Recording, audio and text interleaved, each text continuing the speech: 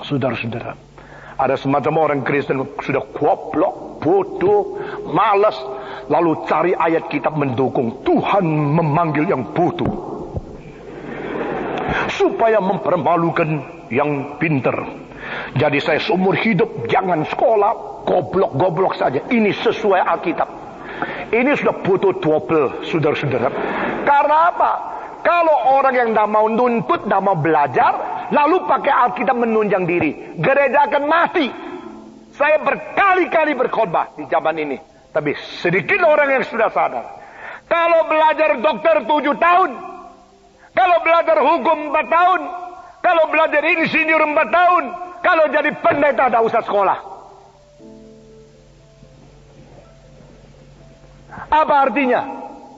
Artinya karena Tuhan memilih orang yang dah sekolah, yang bodoh, untuk mempermalukan yang pintar. Kalimat pertama itu sudah kelihatan seperti terjadi. Tapi kalimat kedua itu tidak. Banyak orang yang tidak mau studi, tidak mau belajar, tidak mau baik-baik mengerti firman Tuhan.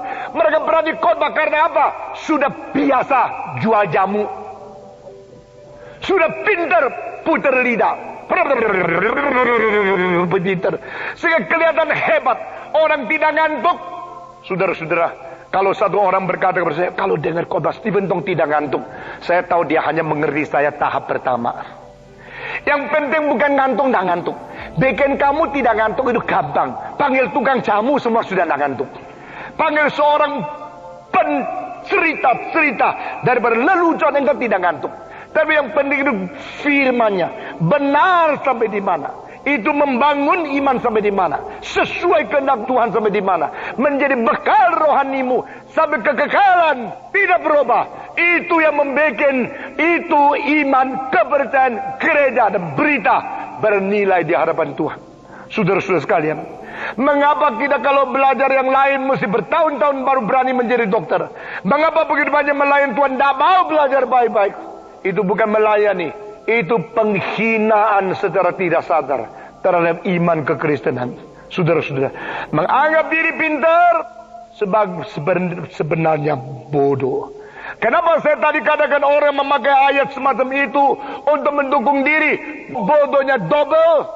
Karena mereka hanya baca kalimat itu dan tidak selidiki paradoksnya. Kalimat itu justru ditulis oleh siapa? Allah memanggil yang bodoh supaya mempermalukan yang pintar. Siapa yang tulis kalimat itu? Siapa? Inilah orang Kristen, sudah lama jadi Kristen. Ya. Pendeta anda belajar, kamu juga anda belajar. Rame-rame minggu pulang lupa semua itu. Siapa yang tulis ayat itu? Paulus. Paulus di antara semua murid Yesus Kristus paling belajar atau paling tidak terpelajar? Paling terpelajar. Orang paling terpelajar, yang paling hebat, paling mengerti semua pikiran dalam daripada filsafat Yunani, yang bisa menggembur pikiran kami intelektual. Tapi dia mengatakan, Allah memanggil kami yang bodoh. Paradoks.